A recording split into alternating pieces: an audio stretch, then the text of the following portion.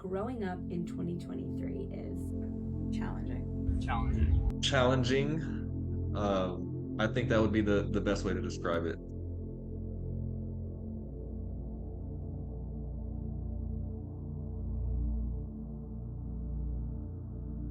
The internal feeling was, I am nothing. You don't want to tell someone that you've had thoughts of suicide.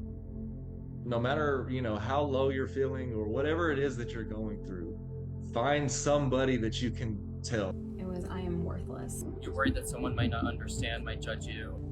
I do not bring anything to this world, so what is the point of me being in it? According to the CDC, in 2021, suicide was the second leading cause of death for young people between the ages of 20 and 34 in the US.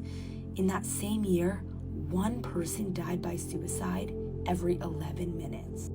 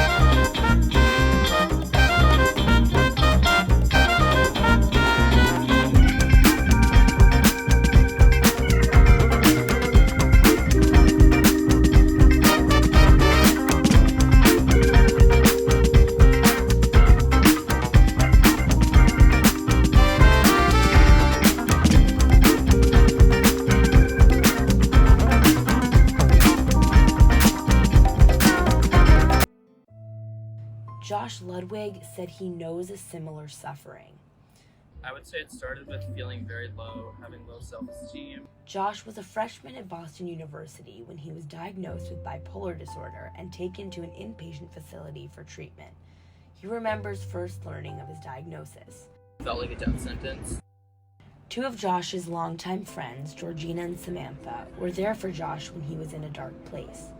Their message to others in a similar position: all you have to do is say, I'm here.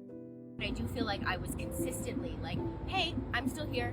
If you want support, I'm here. If you want space, I'm here. Licensed trauma-informed therapist Gina Maffa says that supporting the person who's struggling can make all the difference. I think it is important for people around the person suffering to really reach out and say, I see you. Surviving suicide loss and other tragedies that can feel really confusing can make us feel really isolated and ashamed and rejected.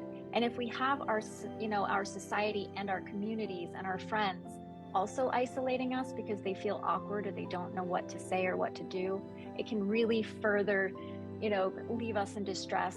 Today, Georgina and Samantha say they're just happy to see Josh happy. Smile on his face for once. I think the best success story is seeing that he's fulfilled and that he's happy and that he's graduating college and he did, all the things he set out to do. I wish I would have heard that I wasn't the only one going through what I was going through. For Adam Hernandez, the outcome was different. His daughter Jacqueline died by suicide just 3 weeks shy of her 18th birthday. She was pretty much loved by anybody that knew her.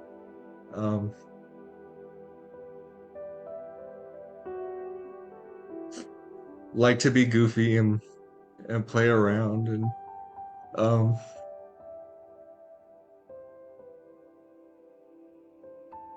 just a really special person. Adam says that while Jacqueline had attempted suicide 4 years prior, she had been in therapy and medicated since her attempt. We didn't know how to handle that or what was happening because there was no warning for that. He remembers August 11th, 2018, the last day they spent together, like it was yesterday. We were just, laughing and joking and hanging out and watching movies like we always did. And everything was normal. I actually didn't text her like I usually would to tell her goodnight because I didn't want her to see a text message from Dad while she's out trying to have fun.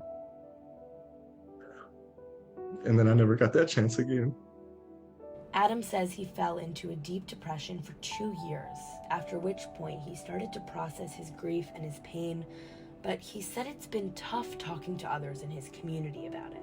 A lot of it is like a lack of awareness. A large part of it also is stigma within communities, especially communities of color. I myself have gotten pushback from family members and people that I care about when I've suggested therapy or things like that. Mafa says that oftentimes grief can be disenfranchised or invalidated, which she says could have a generational impact. Millennials and Gen Zs have grown up not having it like sunshine and rainbows. And I think that there's a toughness and an ability to face things honestly that is misunderstood. Her advice for survivors moving forward: give yourself permission to feel. Let the feelings be what they are. Let the experience be what it is. It's good to take it back to the basics. Do nothing, drink water, take care of your body, eat good meals, and be around people who feel good. Let's take care of each other. Let's check in more with each other. Let's be less hard on ourselves. And asking questions like, what actually are my healthy patterns? What are the things, how do I create better boundaries in my life? Experts say that when suicide survivors share their stories of resilience, it helps others with suicidal thoughts see another path forward. As Josh and Sarika continue to heal, they have found strength in sharing their stories with thousands of others. Saved my life, being able to have those vulnerable conversations with others who might be struggling, whether that's people you know or people you don't, has had such a positive impact on me. If I had had someone just come in and tell me in high school, you're not crazy, and that there is recovery and it's a possible thing, I don't think my journey would have looked the way that it did.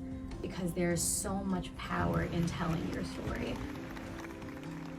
Your 14-year-old self who didn't want to live and didn't see a reason to keep living, what would you tell her?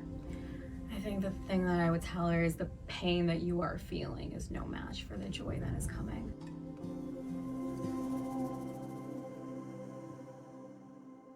If you're experiencing suicidal thoughts, substance use, or another mental health crisis, please call or text the 988 Suicide and Crisis Lifeline. The line is free, and it'll direct you to a trained crisis counselor there to help you 24 hours a day, 7 days a week.